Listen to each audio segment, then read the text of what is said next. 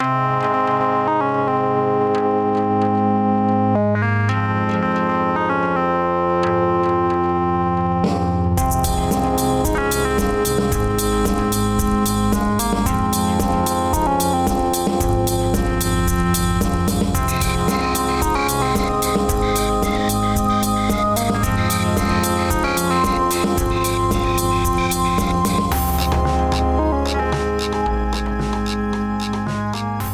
guys, welcome back to Sad Dad. My name's Dave Abkary and I am a comedian out of Fresno, California, and this is a podcast where I sit down with my fellow funny friends, my fellow comedians, and we talk about dads. Hi, how are you? How's your week been?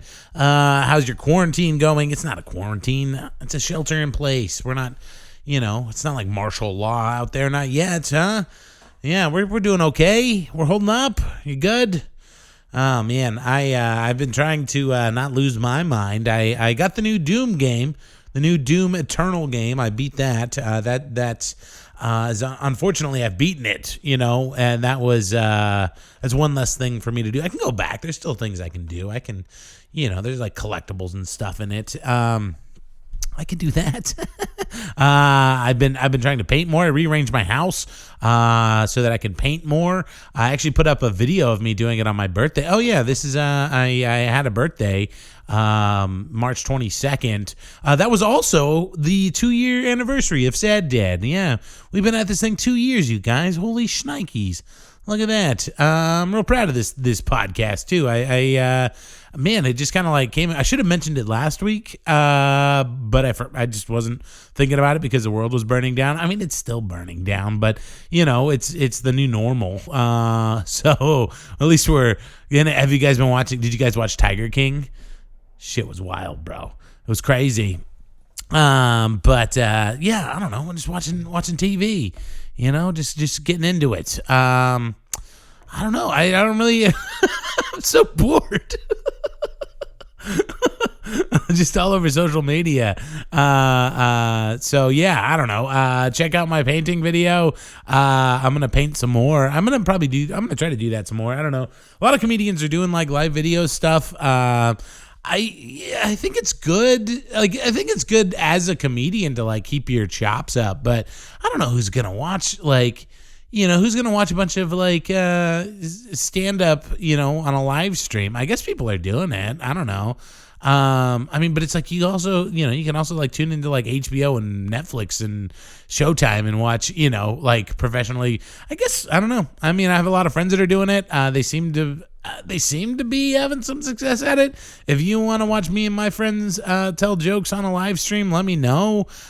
We can maybe get that going. I guess I got it. I don't even remember my act. I had a dream the other night. I was on stage after this whole thing started.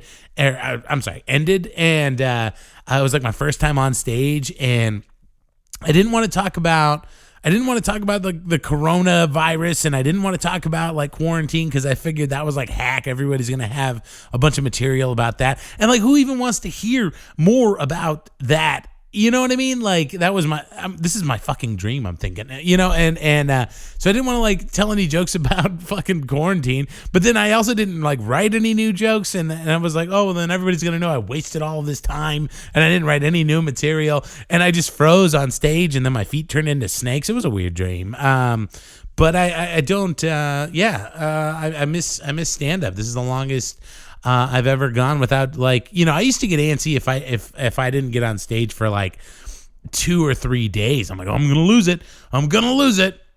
Now it's been 2 weeks, and I'm like, well, then like there's no like end in sight, and I've heard talks about this thing going, not the quarantine necessarily, but like the large gatherings of people being off limits, until like September. That's what Gavin Newsom was saying at one point. That's the governor of California. Man, we're all just gonna be. What if people change? Like, what if people don't want to like laugh? Like, what if our collective like sense of humor changes? What if people like maybe they're not going to want dumb jokes anymore? Maybe everybody's got to be super real about everything. I don't know. It's going to be weird. It's going to be like this weird, like, generational scar, like like old people who lived through the Great Depression. You know how they're always like, they always carried some shit with them, like eat all your food, you don't know if you're gonna have food again. We might have something like that, some weird trauma, collective trauma that we're all gonna share. I don't know. That got weird. Sorry, that was a weird tangent. You know what? Let's move on. Let's talk about today's guest, huh? And at what point what's the statute of limitations on being a comedian? Like, you know what I mean? Like, if I haven't performed in 6 months, am I even still a comedian? Maybe I'm just a regular person. Maybe I don't know. I was thinking about this the other day. It's like, oh no, like comedians, this kind of goes for me, but I think this goes for a lot of comedians. It's like, we're so wrapped up, like our identity is so wrapped up in the fact that we do comedy. When you remove that, like, do we have a fucking personality? Okay, I'm stopping. We're going to talk about today's guest. I've been alone by myself for way too long. Today's guest is Rena Hundert. She's amazing. She is she's born in Canada, grew up in Canada, came to the United States. We get into a lot of that. You get to listen to me being a real dumb American in this episode at a lot of points, but I think it's just me, asking questions and trying to better understand somebody. But it's good. She's patient. She's nice, and she puts up with my dumb questions. And it's a really good episode. I listened back to it this afternoon, and I know I'm a day late on putting this out for you guys, so thanks for bearing with me on that. So let's get into it with the very talented, very charming Rena Hundert.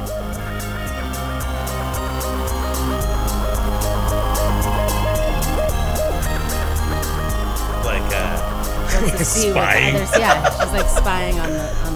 I used to do that. Other America. I used to do that when I was a delivery driver for a long time, and I would listen to because you'd run out of stuff to you're on the road for 14 hours a day, so you just run out of stuff to listen to. Yeah. So I would just listen to AM radio, which is all conservative, and I would just be angry. I was just so angry listening to it, and I was kind of trying to convince myself. It's no, I'm trying to be more well-rounded, try to understand the other side, but it's also dumb, I guess all of our bullshit's dumb to them, but yeah, even the left-wing news has been pushing Biden. So.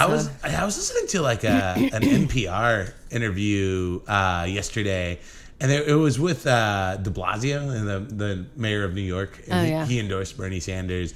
And NPR was being so mean to I don't know much about Bill de Blasio. Maybe he deserves, maybe he's a piece of shit like Bloomberg and all those other. I guess if you get to be mayor of New York, you've probably done something sketchy. Yeah, seriously. But I was like, wow, NPR's even bullying Bernie supporters. It's wild. Yeah. Yeah, anyway.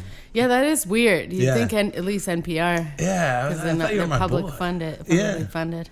I don't know. Why would they? What are Canadian politics like? Are they It's complete. I've been staying out of it, so I'm not sure exactly what's going on now, but it's people are very involved. But I'd say the public has more of an influence where I'm from. Sure. In terms of protesting, But does it get as mean spirited as American? No, politics? and there's rules about how long you're allowed to. Oh my God, my brain. Campaign? Yeah. It's only a certain amount of time. I've heard that you're before. not inundated for years. Right. Yeah, because some of these, Bernie's basically been running since 2016. He's been building his. Yeah, you can't do that in Canada. Yeah. No. And it's good. So it limits the amount of money people will spend on it. And I don't know. I say people are more focused on the issues, but they're kind of set in their ways. But even the most right-wing people in Canada are still left-wing of the left here because it's such a left-wing country. Yeah. No one's for getting rid of healthcare. Yeah. But it's also the healthcare is controlled by the provinces, so it's very much more local. Yeah. The stuff that you're fighting about, where I'm from in Quebec. Anytime they're trying to raise tuition prices of university, for example, everybody takes to the streets and then they have to call an election because it's there's too much unrest. Right.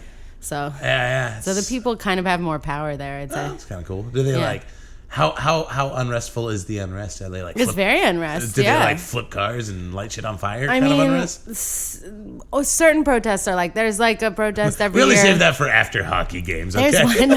There's an annual protest against the cops that gets like violent. Does it? Like where Yeah. there's like rubber bullets and smoke bombs and like yeah. But the stuff with the students, it's just that it's a lot of people. It's hundreds of thousands of because there's 5 universities in Montreal, so right. it's like you'll be among like hundreds of thousands of people. Yeah. And we protested that, and then they like secretly made a law where you're not allowed to organize and protest. So then like we started all banging on pots like in front of the house at 8 p.m. every night, like fuck you. Yeah. So and then they couldn't, like they can't, because everybody knows what's going on with tuition prices. That it's like you raise tuition prices, that's the beginning of the end. You know, like so. It's a huge issue. That's the line. So you grew up in Montreal? Yeah. What's that like? Tell me. It's great. It's the best city. It's the best city in North America. Yeah. Yeah. Well, you get kind of people from Montreal are snobby because we think Montreal's better than everywhere. It's kind of like people from New York. Yeah. Yeah. And you're bilingual. Trilingual. Yeah, I speak Hebrew too. Oh, that's right. You've told me this before. Yeah. A lot of people in Montreal are trilingual because there's a lot of immigrants.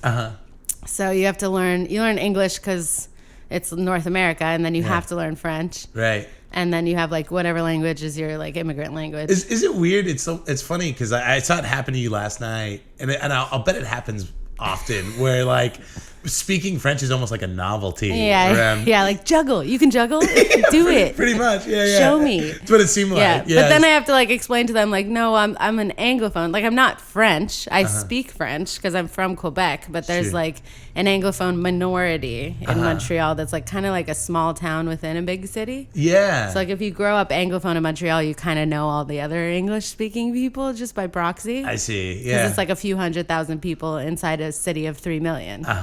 So is that I mean like is being a minority in that situation, I mean, do you feel it? Like, do you feel like a minority, or do people kind of like look down on you? Or I mean, no, you feel like a minority among minorities. I mean, there's some tension from the white French side about stuff. Like the racism there, like there's kind of racism against like Muslims, let's say, or against religiosity, because they had during all the stuff that was going on in the 60s and 70s, there was something called the Quiet Revolution in Quebec, which is like, they had like kind of a totalitarian Catholic regime going on. Oh, wow. And then they all just like got mad at Catholicism and flipped it. So now it's kind of like intense pluralism where they just like hate anybody who's like too religious. So the Muslim thing kind of like triggers them. They're like, you know, you shouldn't be able to wear a headscarf, you know, even though it's like, that's exactly like a nun's habit. Like, like you know. Yeah. So they're just weird. Like, it's bad for women, or is like their argument, but then it's like fine for them to keep a cross up, you know, like at the legal courts or whatever. Oh, wow. Yeah. So, yeah, there's some of that. But then it's like they have Quebec City. Like Quebec City is 98% white Roman Catholic, and then Montreal is where all the immigrants are. I see. So Montreal's like, it's pretty good. I mean, I'm not going to say there's no racism. There's racism everywhere. And there's definitely issues like Aboriginal rights is kind of like the major issue with stuff like that. Yeah. I mean that it's fascinating. And so you're growing up in Quebec. Or I'm sorry, not Quebec, Montreal. Yeah. What kind of kid are you growing up? I mean, are you a good student? What are you doing? Student. Well, I spent a year of my life in Jerusalem when I was 4, because my dad's a professor at McGill and he was on sabbatical, so he went there for a sabbatical to do research. So we all went as a family and lived in Jerusalem for a year. That's kind of fun. Do you have a big family? I have one brother, one sister, and I'm the youngest. You're the youngest, which is why I do comedy, right? Yeah. It seems like it always works out that way. Yeah. So I was like pretty well traveled by the age of like 5. Like we went to Western Europe on the way, you know. So I was like, let's say like I'd been further around the world than most of the people I was going to school with. So I just like felt like they were all really immature. Oh, sure. I was kind of obnoxious, you were kind of like pretentious, a little bit child. Of a snob about it, huh? Yeah, I liked classical music and Shakespeare, and I thought I was smarter than everyone. Now I try to hide that. that I think I'm smarter. Yeah, but, because it doesn't go over well in America. Yeah, no. We appreciate our idiocracy around here. Yeah. I've definitely started using words with less syllables here. I'm not going to I like it. No, it's good. Keep it simple for me. But no, I wasn't a good student because I thought I was like too good for school. Like, because I grew up, like, my parents would have, like, academics over for dinner, and we'd have these, like, intense, very high-level discussions. So I just, like, thought I was smarter than the teachers, and I didn't need to do anything. Sure. And I was, like, artsy, like, so messy. I mean, I guess is what I would call, like, maybe had some ADHD undiagnosed. Sure. Just, like, kind of all over the place with, like, making connections between weird things, like needing things to be a mess to understand what was happening. Yeah. Like, I was never, like, organized, clean. Like, I was never one of those kids. Sure. Was there, I mean, obviously you have very, successful parents and they're intellectuals. Like, was there a lot of, like, pressure on you to, like, be that? Or did they kind of, like, foster your artsy fartsiness? At a certain point, like, once I reached high school and the grades started to matter, they tried to put pressure on me, which unfortunately had, like, kind of a reverse effect of, like, well, fuck you, I'm not going to do anything then. Because I went to a really hard school. They sent me to Jewish day schools until my last year of high school when I switched out to a public fine arts school. But it was, like, really hard. Like, it's like you have the French and the English, like the Quebec school system's already really hard. And then you have, like, 4 or 5 more subjects of all the Jewish studies. So it was just, like, a very difficult school, you know? So I was already like, this is way harder than anywhere else. And now I just don't care, like, fuck you. Just dug in. Yeah. I like it. Yeah. And the elementary school I went to really let me just, like, blossom as, like, kind of a messy, creative person. So then I was just like, well, fuck you. Because at the high school, like, if you wanted to take art, you had to take it at lunch. And most people were taking it just to up their grades. Like, sure. So it was just totally not my scene. Yeah. Right. I know you're a musician. Did you dabble in any other mediums? Yeah, like visual art. It's anything in the arts. I was doing, like, portrait classes and acting classes and, like, all that stuff. And then you're also an actor. Yeah. Yeah, I studied acting. You did a lot of that? I did, yeah. I mean, I wasn't into comedy until much later. I was a very serious person. I think the last time we hung out, you said something to me I thought was really funny about acting. Because I mean, acting just... It's not anything I've ever done. It's like this big mystery to me. And I always had a lot of respect for people that could, like, do it really well.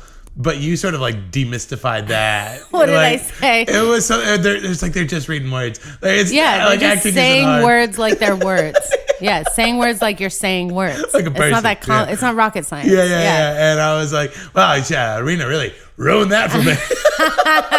I guess I would just get mad because I took so many years of theater school. Like, I did 2 theater schools back to back. I did like a conservatory style, and then I got a BFA in acting. And at a certain point, I was just like, no, like, we're just being people. Like, sure. I don't know. Was it like rewarding for you, like, creatively though? Like, when you acted, or were there just other things? I think there's, like, pros and cons. It led to, like, numerous existential crises about like how underneath we're all just a blank slate and we could each be anything. So it just got like a bit during the formative years of your 20s. Like, you can really fuck with your identity forming. I'm not special. I am nothing. I could do any rhythm. And I think, like, learning languages at a young age too. It's like, because every language has, like, the culture embedded, so then you just see how, like, arbitrary culture is in terms of the way it forms human personalities, and you're just like, well, what are we? I am in everything. Like, I don't, It's kind of heavy. It is, yeah. It was a lot, But by the end, it's like with anything. You learn a skill, you focus, you get in your head about it, you practice, you think of all the theories, and then eventually you throw that all away and you just, like, be. It's like with comedy too. Yeah. And so you're growing up. You're going to the Jewish school, and then you eventually go to the fine arts school. Yeah. Then what happens after that? After you graduate from? So then you finish high school in grade 11, where I'm from, and then there's something in between high school and university called CEGEP. Okay. Which is, like, publicly funded, and you could do vocational stuff, or you could do, like, stuff to prepare you for university, and then university is only 3 years. Oh, okay. Yeah. And it's much cheaper. Like, it's like university is like $1,500 a semester. Oh, wow. Yeah, that's nice. Canadian. Yeah. Canadian. Oh, Canadian wow. So that's like $7. Yeah, exactly. It's like 50 cents. Yeah. No. But it's good. So it's like, most people go to university because it's not, like, such an intense financial endeavor. I mean, some of the richer people go to the States or go to fancier schools or whatever, but I just stayed there and went to, it's called Concordia University. So I went to Dawson College. That's where there was like a conservatory style acting program, which they categorize as a vocational program, which is kind of ridiculous because it's like it's not like going and being an electrician after. Yeah, right. Like you don't really get paid. HVAC systems or anything like that. Yeah. So we were all just like hanging out in the theater wing in tights. Yeah. The guy in the plumbing class, and you're like, we're the same. We're gonna get jobs. Yeah. Yeah, but it was a very hard. It was a lot of work, a lot of like it was like 15 hours a day of like a lot of work. Like definitely the hardest program I've ever been in was at Dawson College, and it was publicly funded. So it's like it was $90 a semester to go to that. I mean, I got into like a musical theater school in the United States, but I was just like, that's going to be $20,000 a year. Ugh. And like, I'm going to need that potential money when I'm broke afterwards. So forget it. Like, I'm not doing that. Yeah. What does your family think of you doing all this? I mean, are your siblings like real overachievers like your folks? No, or? Like luckily, I mean, my sister was always like better at school than me and my brother, because me and my brother thought we were too smart for school. Nice. Yeah, but luckily I was the third one of kids who didn't do what my parents wanted them to do, so it worked out easily for me. Like by the time it got to me, they were like, all right, another one that's like doesn't want to. I don't know. My brother decided to become a Hasidic rabbi, so it's like that's right.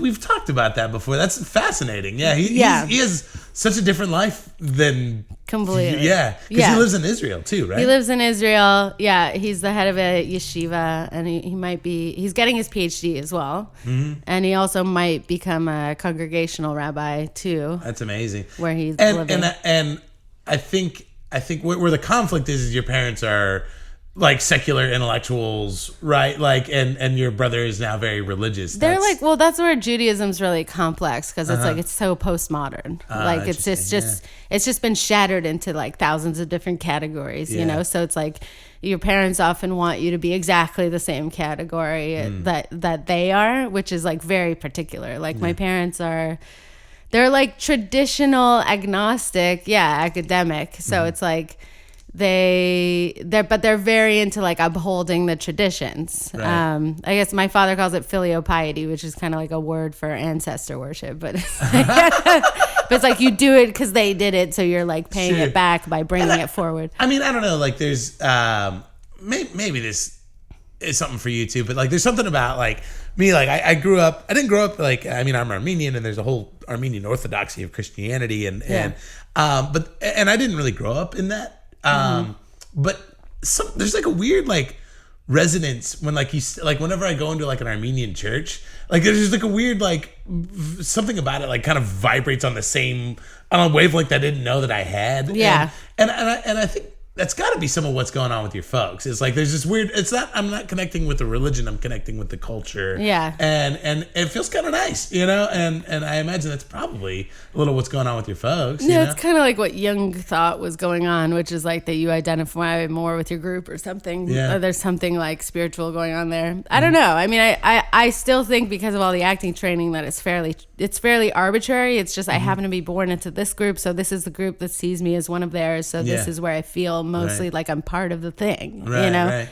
But even then, I've always felt other, because like the certain brand of Judaism that my parents have like isn't really there in Montreal. Like Montreal is kind of like, I don't know. Like in Montreal, there's a higher percentage of like, let's say, people that are descended from Holocaust survivors. And my family, I'm not a direct descendant of a Holocaust survivor, which kind of gives it a different vibe. Yeah. And also like, I don't know, my parents, they like helped form, I think, this thing called a Chavurah, which was at Brandeis in the 70s, which was like a collective of like, I guess the people that became kind of the Jewish academia of North America. But it's like it's a very particular group of people and a group of values that's like not necessarily widespread. Wow. So it's like, and so where do you feel like your brother latched on to like that very traditional like Hasidic lifestyle. Like what do you think appealed to him? I mean, I think there was a bit of a spiritual emptiness to the agnostic aspect of all of it. Yeah. That is like, there could be a God, there couldn't be, but like this is for people kind of thing. Yeah. And we're doing this to be connected to people and our history. Yeah. Whereas like I think he craved kind of more of like the spiritual aspect of Judaism, which is kind of it's not completely glossed over, but it's kind of like, well, I don't know if it's an attitude exactly of this, but it's kind of like we're smarter than just believing in like a sky daddy situation. You know, like Yeah. we're looking more at the intricacies, using our frontal lobes more. Like I don't know. Whereas he wanted to connect, I think, to like the older part of the brain that just like needs more of like the simplistic, but not in a condescending way, like connection to God. Yeah. So he started like going down that rabbit hole. There was like a teacher at his school that was really into it, and my brother I think he just started getting curious and getting more and more into it. Yeah. And then like, you know, sorry, clear my throat. Yeah, so then he just started getting more and more into it. To my parents, and he's all in, right? surprise. Like, yeah, he's living in Israel. You have a bunch of nieces and nephews now. He's all in. Yeah, he has 5 kids and a Yeah. wife, and lives in like one of those suburbs that's all like Hasidic Wild. Jews. Yeah. And you've gone to visit him. Yeah, we go every Passover to see him. I mean, for a long time it was an issue in our family, but now everyone's kind of accepted it. Yeah, that's good. Know. I mean, it's better to just move on and you got to get along. Yeah. I mean, obviously I don't talk too much. My brother's not that political, but it's like I'm not gonna like get into politics, Sure. you know, just to have the family get along. But, Yeah, right. Good But for there's you. definitely like people in his suburb that I would completely and vehemently disagree with their politics about Israel. But it's like, what am I gonna? Right. Fighting people just makes them dig their heels in more, Right, you know. So it's right. like it's hard to circumvent that. And I imagine like a Hasidic Jewish neighborhood in Israel is probably not the best place to have that argument, you know? Yeah, Get real but weird, yeah. But at the same time, it's the people that need to change their minds. Well, Like, you're not wrong. and I mean, there are people in that community that are like fighting for peace and doing amazing things. But it's like, you know, there's also a lot of people that want to just whatever. I can't go into Israel. That's like a whole Right, yeah, I can. guess it's the whole thing. Yeah. So how did you end up in the United States? Well, that my journey? mom is American, so Okay. I always had dual citizenship. Oh, nice. Yeah. Yeah. So I just got, my sister lived in New York for a long, she still lives in New York. So she moved there first. And then, I don't know, I just, once I started doing comedy, I was also doing a lot of improv. Yeah. You know, and I was really, really into long form improv. Nice. Yeah, because I always thought I'd move to New York and like do musical theater, but then like I got really into improv, and I was deciding like basically I took a class with Kevin McDonald, who's like one of the kids in the hall, and he was like, "You're really good," and I was like emailing with him, and he's like, "Look, if you really want to do comedy, you have to leave Montreal. Like you know, you can't have a career there. Right. You should either go to Toronto, Chicago, New York, or LA." So I was like, "Oh, okay," and then I like thought about the pros and cons and visited the cities and just realized that like LA, first of all, like I liked the improv the best that was going on in LA. And just the quality of life seemed better than New York for being poor, you know. Right. And Toronto's too cold, you know. So it wasn't such a complex choice on my part. Like it was just like it seemed best to come to LA. So how long have you been in LA now? Like 6 or 7 years, something around that. Yeah, it's been a while now. Yeah, it's good. At what point did you shift to stand up? I had already started doing stand-up before I moved to LA. I don't know. I do so many things that I'm always like, what is the thing? What is the thing? Yeah. But basically, like, I got on a short-form improv team in Montreal, and at that comedy club, to the chagrin of all the comedians, the short-form improv team would open for them. Oh, yeah. I've been a part of that before. It's weird. Yeah. It's weird. I mean, the comedians hate it, you Yeah. know, but because then people are used to heckling by the time they get on stage. Right. So it's a weird energy. It's for a sure. weird energy, but I wasn't doing stand up at the time. So we just did all these. We had like a full hour and a half show that was ours Wednesday nights, and then we'd open for all the weekend shows Wednesday through Sunday. So I would that was my introduction to comedy clubs. and doing live shows and getting paid, I was doing that, and I was singing at a piano lounge in Old Montreal. Oh, cool. So I had like all these like live paid gigs. Uh-huh. And then I was watching the stand-ups, and my background's in theater, and I was like, oh, this is like a kind of a form of theater that like normal people go to. It's not like sequestered to the like elite that are like, I get theater, I go to the theater. Uh-huh. It's like normal. It's like the way theater used to be for people that like the general population goes to watch it, right. So it's kind of like a wider audience to like try to hypnotize into my political views and nice. Which has always been my goal. She's going up there with an agenda. Yeah, I have an agenda, Uh-huh. for us all to respect each other a little more. Gross. But I know. I might as well just be a kindergarten teacher, but but too much snot. It's a lot of snot for sure. Yeah, so I was watching the comics and I was like, oh, I think, and then I was talking to my friend who does stand up, who was in the improv group, and he was like, you ever think of doing stand up? And I was like, I'm waiting till I'm like bitter and in my 30s. I feel like that's when all the good material. Yeah. And he was like, well, if you want to be good in your 30s, you better start now. Because then you're just going to start in your 30s and suck. Right. And he was right. So I was like, yeah, that's a good point. So then I just started. Yeah. And it was more out of a curiosity of like, this is the one thing performance-wise I haven't done, and I don't know if I could do. Right. Like I don't think I was particularly gifted at it, like I was just trying to figure out like what is comedy, what is that? Yeah, and I imagine too, because like you're at that point you're so invested in improv and music and acting, and it's like, I mean, the stakes couldn't be lower for you to start stand up, right? Because you're already good at these three other really difficult things. Like, I could try this. That. Yeah, like whatever. What was the one thing that like I hadn't explored, and it seemed like the hardest thing, like kind of like the penultimate form of performing. Right. The one that's like the most complex, because it's like you can't. I mean, I guess some people can just like memorize something and go up there, but that's not exactly. It's like of the moment, right? And being present. Yeah, we were talking about that the other night. Yeah. There's this kid. He's new to our scene, and I think I've shared this story on the podcast before, but I'm gonna share it again because I thought it was one of the most profound things I've ever heard said about comedy. It was just from this newer comic in our scene who's very funny. He's great. He's only a month and a half in, and he's doing great. But he's a professional musician. He plays double bass, and he was talking about why he likes stand up. And because he's like, I play an instrument that nobody writes solos for. Nobody writes solos for the double bass, right. And he's like, that's what I feel like stand-up is. It's just one long solo. Right, yeah. I was like, it's kind of cool because that's kind cool. of exactly what we do up there. Is just shredding on a solo for 7 to 15 minutes. Yeah, I mean, I definitely like that people have to listen to me because I get talked over a lot. I mean, especially being the youngest in a family. Oh, sure, yeah. And then like being a woman in conversations, it's like I have the mic now. Yeah, right. So that's fun about it. But yeah, I definitely went down like an educational rabbit hole about like joke structure and like what's everyone else doing. Like the first 5 years were kind of like that. Yeah. For sure. That's great. And you're very funny. You're a great comic. I'm okay. You're okay. And you just recorded an album? Yeah, I did, yeah. Did you get to listen back to it yet? Not yet, no, because it wouldn't upload yesterday. Oh. But yeah, it's going to be out soon. It's called Gimmick. I chose the title. Yeah, and it's like music and stand-up. Like I have some funny songs and then I improvise some songs. So like, your other album's great too. Which the music album? The Bandcamp. I mean, I know. I had a day where I was just on my computer just doing bullshitty work.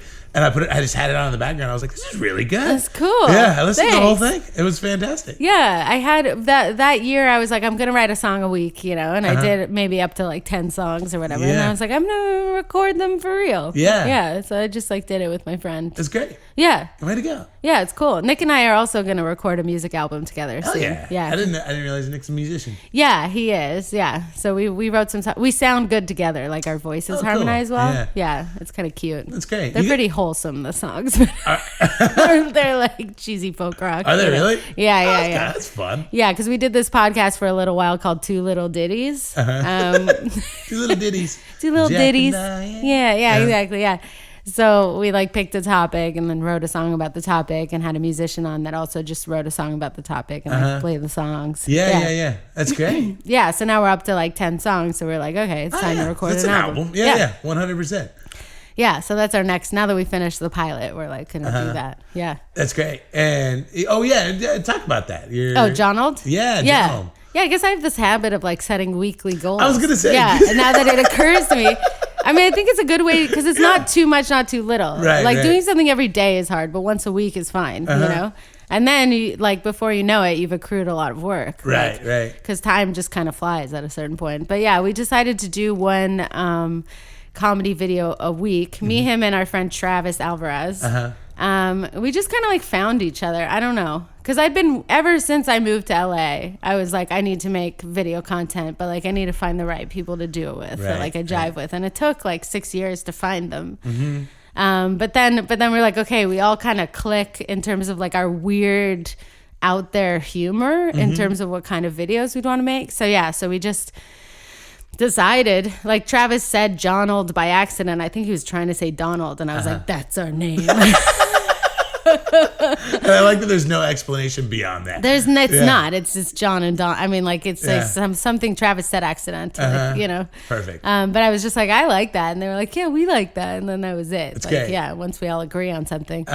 So we did a video every week, and sometimes they were bad, and sometimes they were good. But we did it for a full year, which was our goal. Yeah. And then we'd do like a screening of the rough cut that I would go see at this like sketch open mic, and then we'd put up the final one on Monday, and then shoot the new one. Yeah. You know? Awesome. Yeah. Good for you Yeah, guys. it was cool. Yeah. How exciting. Yeah, and then at the end we were like, we should just take our favorite ones and put it together into like a 17-minute sketch pilot just to show like what we like an idea of the direction we would go if we ever got more money. Sure. You know? That's awesome. Well, Yeah. All right. Well, you're Rena Hundert. I am me. You are you. This is a podcast called Sad Dad. Yeah. Where we talk about dads. Yeah, dads. And you have a dad. I do have a dad. You mentioned him a couple times now. Yeah. And we were talking about this last night. It's such a big ask. I always kind of like to just start at the beginning and just kind of work our way through and see where we end up with the dad stuff. So where did your dad grow up? My dad grew up in Toronto. Okay. Yeah. Right around the same time as the who's the guy that produces SNL? Oh, what's his name? That guy. That guy. You know that guy? I know his name, and I'm totally. Me too. Oh my God, it's really bad. This is really bad. I'm bad with names. Nick's probably losing his mind in there. But anyway, so it's around the same time as that guy, but that guy went to like the fancy school. My dad went to public school. Oh, wow. Yeah.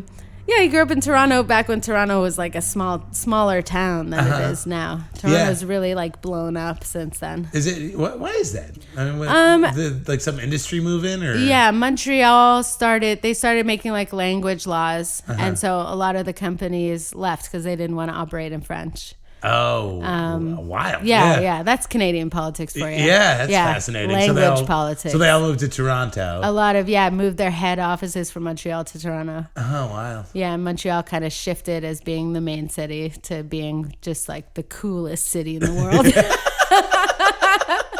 Oh, gotcha. Yeah. And you growing up, is your dad part of a big family, or does he have a lot of brothers and sisters? He has two brothers, and he's the eldest of the family. And then his father had a coffee shop called Charlie's Coffee Shop, and he was Charlie. Yeah. Nice. Yeah. Little Charlie. Yeah. Charlie Coffee Shop. And is your dad kind of is he an overachiever at that age too, or does he, he's the oldest, I imagine that. It's hard to, I think my dad really only got into school once he was in his master's program. Okay. Yeah, it was a different time. He's a boomer, so it's like there's maybe a little less competition. But I think basically it's like he wasn't so into high school, from what I understand. But then it was before you could study for your SATs. Yeah. So he just scored very high on the test. I don't know if it was still called SAT then, even. Sure. But so then he got into Columbia for his undergrad, I believe. I hope I'm not getting this wrong. That's all right. Yeah. Yeah, and then he went to Ohio for his undergrad, for his master's program. Although I think there was maybe a little bit Brandeis in there. I don't really understand what happened. Yeah. But yeah, once he figured out, because he does Jewish history as his topic, once he found what he wanted to do, he was into school. But until then, I think he was kind of just had my attitude of like, this is all bullshit. Yeah, right. A little bit, yeah. And do you have any sense of what he was like as a kid? Does he? I think he was serious. I mean, my mom says that he's always wanted to be older. Like he couldn't wait to get old and just like What the a weird- established. yeah, Yeah, what a maybe it's weird like thing. an eldest child thing. I don't Sure. really, my mom said it's like a little perverse, but Was he like spending his weekends like working in the coffee shop for dad? they or- were all helping out. Yeah, Uh-huh. for sure, doing like prep work and Yeah, stuff. it's like Bob's Burgers for coffee. Kind of, yeah, but like very long. I just know like his dad worked very long hours and was sure. like tired from Yeah. working. What's their story? I mean, where are they from originally? They're Eastern Europe, they're families, but they came like before. I think their families came. When was World? It must have been like right after World War I, or maybe right before. Oh, sure. Yeah, yeah. Like lot of my immigrants my come grandmother was like 2 years old, I believe, and she's 100 years old now. Whoa, she's still kicking she's around? still alive. Good She's for her. 100 years old. She still lives in Toronto. Holy Yeah. shit, good for her. Yeah, so I mean, like, so 100, so that'd be like 1919, you know. Wow, yeah. So it's like right after World War I, I guess. Yeah. They came over. Yeah, and I mean, and it was just there were just a lot of Jewish immigrants coming in, I guess, to Toronto at the time. Mm-hmm. So I know that they were like taking people in, like staying in their living rooms, like you know the way it is with immigrants when they first get there and they're Right. like kind of helping each other out. Yeah, yeah, yeah. So I mean, it's and I imagine that your dad must have been feeling like I mean, because there's always a lot of like, there's always like that like first generation hustle of like immigrant Yeah. where they just work harder than anybody else. Well, that was his And- parents. Yeah, Yeah. So uh-huh. they're like they got there, you know, in their very early years. So it's like his parents were like had like tried to assimilate, you know. So I think there was like on my parents' end, it was like kind of a pushback in terms of remembering the culture that had kind of been suppressed by trying to assimilate. Right. You know? Yeah. Yeah, that's a tough position to be in when you're like straddling both the new world and the old world and Yeah. trying to figure out like who you are. Yeah, so his parents were just trying to be like everyone else in Toronto, I think, to a certain extent. Like, Yeah. like fit in and Gotcha. be part of it. Was he playing? Was your dad playing a lot of sports growing up? Was he a I sporty don't guy? think so. I know he played pool sometimes when he skipped school, but Cool. Yeah. cool guy. That is pretty cool. Yeah, my dad is cool. Yeah, My your dad dad is cool. I mean, that's cool. That's a cool kid thing. You know? Yeah. Maybe he's like smoking cigarettes and he's got one of those cigarette packs like Yeah, rolled up in yeah, his, who knows? rolled up in his arm sleeve. So hard for me to picture, but yeah, it's definitely possible. Yeah. So he grows up. He decides he's gonna get away from the family coffee business. He goes, he basically, decides. His father said, like, if his kids worked in the service industry, he'd cut off their hands. He was like, you better go do wow. something better, kind of thing. Wild. Yeah, my grandfather was cool, but like pretty intense. Yes.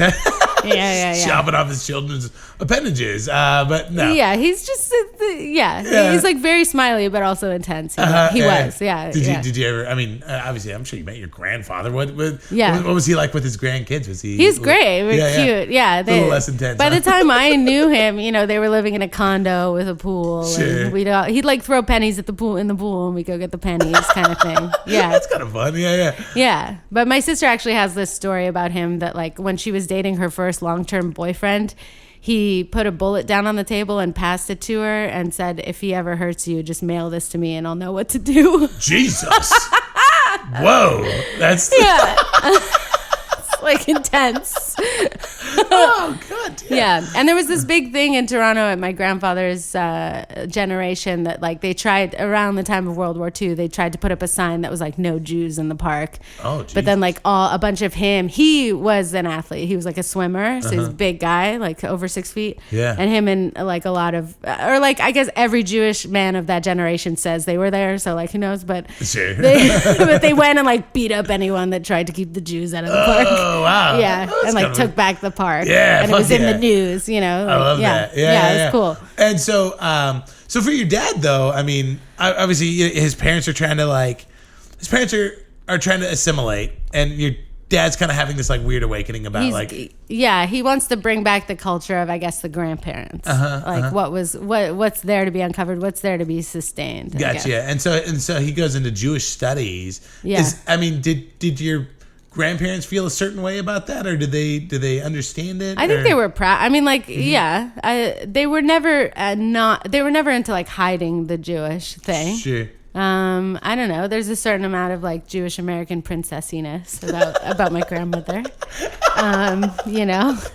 she was into it as like a special thing. I think. So I don't think it was like unattractive to them. Gotcha. But they didn't speak Yiddish to the kids, so there is that disconnect. Like they spoke Yiddish to their parents, but then spoke English at home with the kids. So there was that transition going on. Yeah. So maybe that made it more mysterious to my dad, something to uncover and learn about. I'm not quite sure. Did your dad learn Yiddish? He knows. My dad speaks 7 languages. So. Wow, how cool! Yeah, he had to learn them for research. You know. Sure. So, wow, and then what? So what's his journey like after that? So he goes to college. Goes and then, there. Yeah, I think he met my mom at a Jewish summer camp in Canada. That's nice. Yeah, and then she went to Barnard, and he was going to Columbia, so very convenient. Yeah. How old are they at this time? So they're like 18, 19? I mean, they got early married. 20s? She was 22 and he was 23. So it's like right away. That's a classic baby boomer love story. They found each other. My mom said they had similar values and she knew he'd be a good dad. So, yeah, very mature decision compared to who I was at 22. Yeah, but, you know, they knew what they wanted. What are you going to do? Yeah. They just, they seem to have like a more innate ability to grow up than I did. I don't know if it's being firstborn or being born with a certain amount of that social pressure or whatever it is. But is your mom the oldest of her family? She's also the eldest. Yeah, funny. so they were similar in that way. What was your mom studying at the time?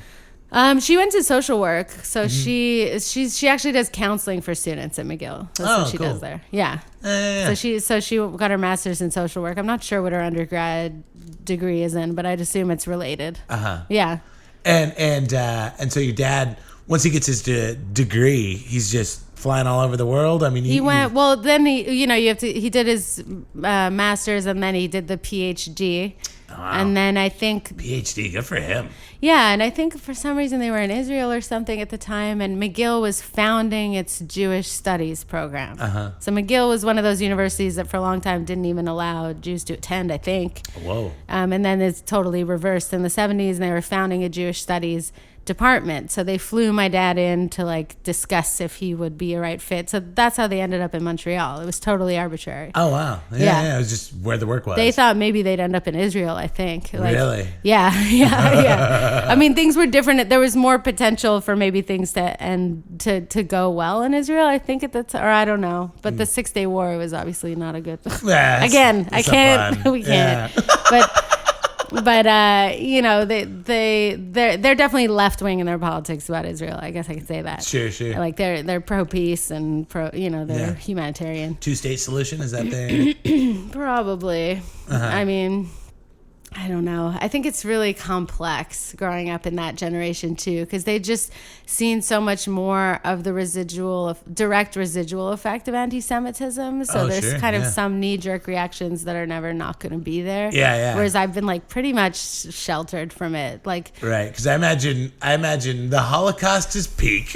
Yeah, it's there. Peak anti-Semitism, and then your parents are. So it's much like there's a closer to, certain amount of defensiveness when it comes Right. to Israel that like I just don't have the same feelings about. Sure. But they definitely didn't like the territories that had been taken. You know, like they don't like to go to the territories that have been taken from Palestinians or like Right. you know what I mean? Like so probably 2-state solution, all that. But that's just such a complex issue. Sure. Yeah. I'm sorry. I think they want people to get along and be respectful. Like I guess is like the bottom line. I think that's a reasonable stance. Yeah. So I'm wildly. I mean, I have just a passing knowledge of that whole situation, but they're against the right wing ultra religious politics in Israel. Yeah, makes sense. Yeah. That's Israel's kind of similar to the United States that way, where like the religious and the right are kind of like aligned. You know? Right. Yeah.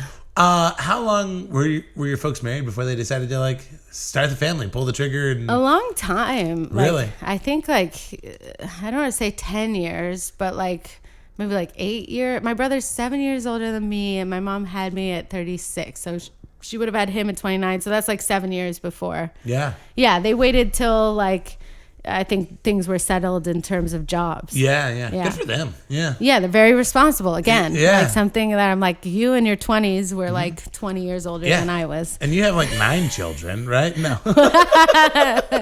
No. I would know because I'm not a guy. Yeah. And well, good for them. And what are they? I mean, what are they doing? That's obviously they're going to school, but like, are they living their best married life? And yeah, they were part of, like I said, that commune, like Jewish commune that kind of formed at Brandeis. So that was like they had like a group of friends that they were close with. So they were kind of part of like a pack of people. Gotcha. There's like these like cool hip young intellectuals. Intellectuals, like, going to cool hip intellectual like hanging parties. out with but then it's like kind of like in retrospect or in my head a little nerdy because they're like super into Judaism.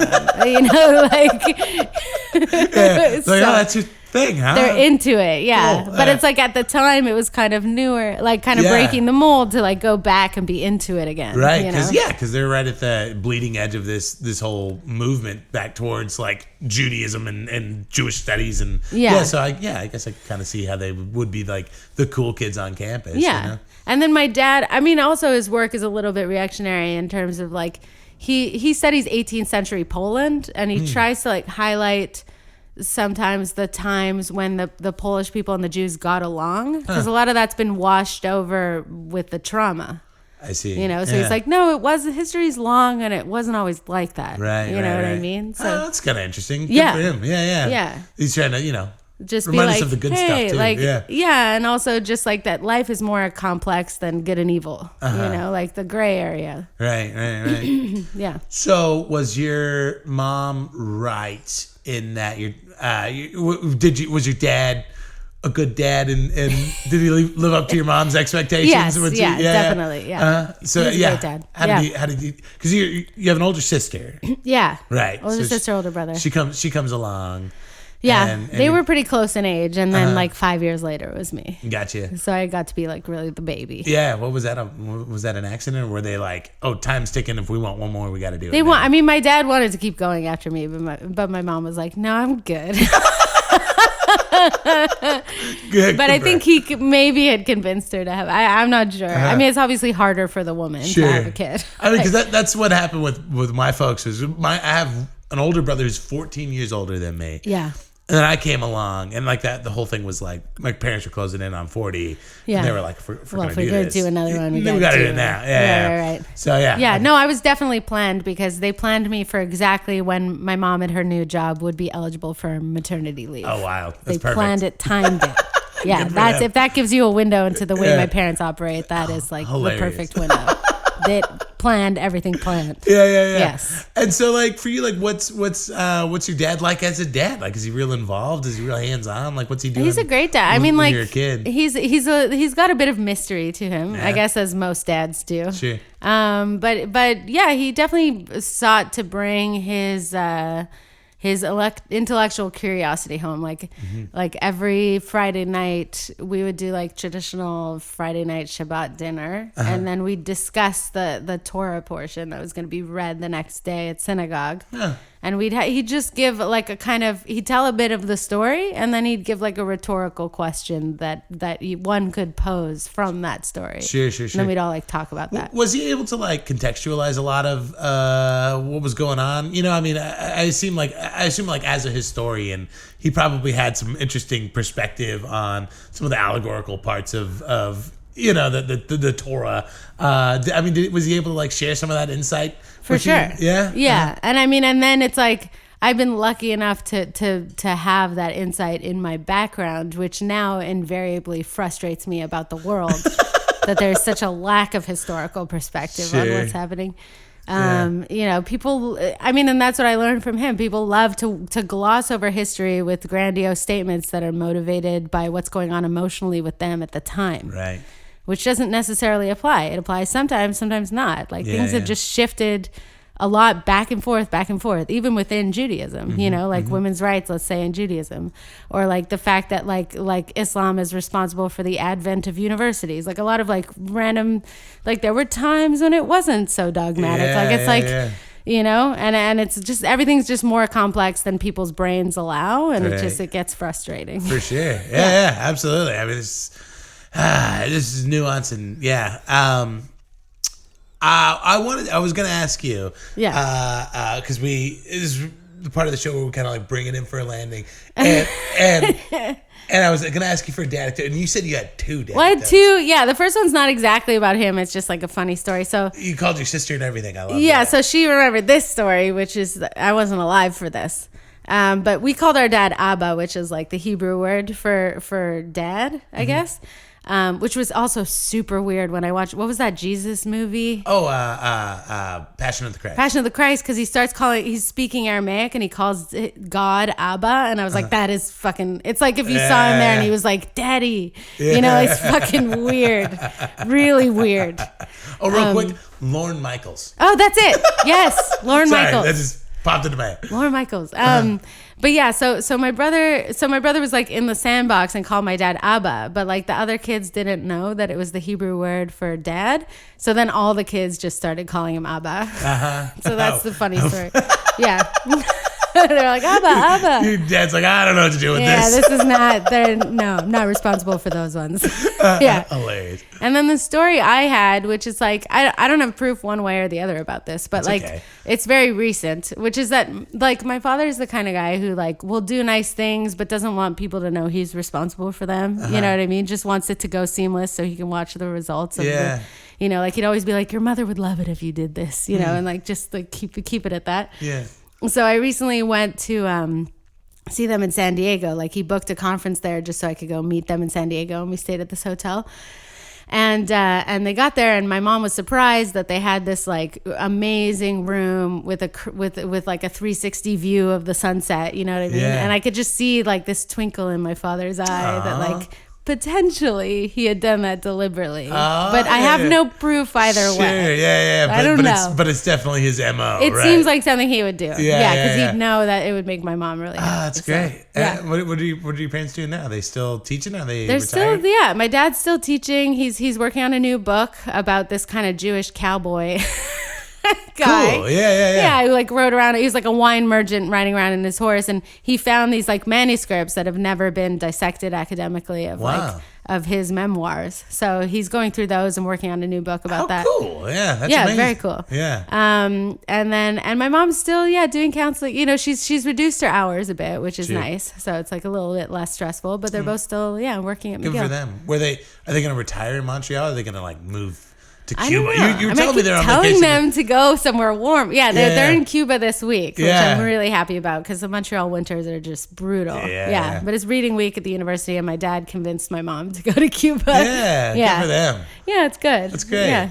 Well, cool. Well, if people want more Rena Hundert in their life, Yes. where should they go? Find you can follow me on Twitter, which is just at Rena Hundert, RenaHundert. I usually post everything there. There or Instagram, it's the same. Cool. Same handle. You got you have a website too, right? I do. Yeah. Yeah. Cool. It's not the penultimate way of accessing info about Twitter. me, even though it should be. I'll update my website for you guys. Sure, How about that's that? fine. Yeah, I'll link your Twitter handle in the show notes for everybody. Well, cool. Well, thank you so much for being on today. Yeah, You were thanks for awesome. having me.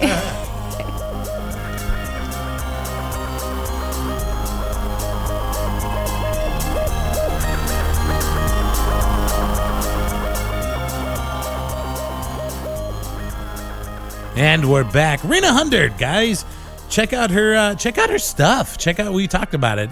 Jonald. Check that out on her website. I think she's got a link to it on her website. And then check out her album on Bandcamp. I know I mentioned that too. It's really good. Like it's like I talked to her about it during the episode, but yeah, it's like she's an incredibly talented musician, and she's got a great singing voice, and she plays piano. It's great. She's amazing. And then if you can rate and review on iTunes, Sad Dad Podcast. You can also get a hold of me for whatever reason, saddadpodcast@gmail.com. There's also the Sad Dad Facebook page. You can reach out to me there. If you feel like tipping your old Sad Dad via Venmo, it's just at Dave-Apkarian, just my first and last name. If you want to help out an artist, a performer, I don't know what the fuck I am anymore. I'm a podcast. This is the only thing I have. This is sad, Dad. I'm just clinging to it for dear life. And then, next week I'm gonna try to get some of my locals on here. Some of my friends, have them come out from the Fresno comedy scene, and I'll interview them. So cool, guys. You guys be good, be safe. We'll be back next week. I don't know who I'm gonna have for you next week. I'll have somebody for you. But we're so close to 100 episodes that I can't stop now. This is episode 95. Holy shnikes, 95 episodes. So cool. That's it. Adios.